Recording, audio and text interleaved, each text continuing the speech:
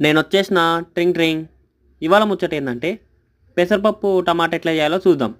దానికి టమాటాలు, పచ్చిమిర్చి, వెల్లుల్లి, ఉల్లిగడ్డ ఇవన్నీ తీసుకోవాలన్నమాట. అట్నే కరివేపాకు కూడా తీసుకోవాలి. నేను అలా ప్లేట్లు వేసి చూపిస్తున్నా కదా అట్లా.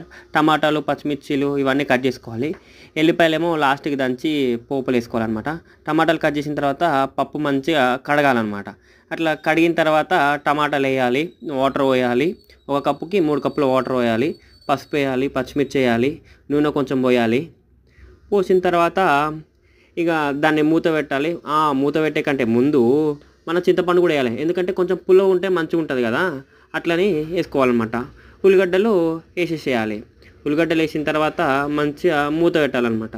టైట్గా పెట్టాలి మూత, లేదంటే వాటర్ అన్నీ లీక్ అవుతాయి అనమాట. మూత పెట్టి విజిల్ వచ్చిందాక చూసుకొని పక్కకి తీసుకొని కొన్ని వాటర్ పోసుకొని తాలింపు వేయాలి. తాలింపు వేసేసి పప్పులో కలుపుకుంటే మన పెసరపప్పు టమాటా రెడీ అనమాట. ఇది ఇవాళ చేసినాం. టేస్ట్ మాత్రం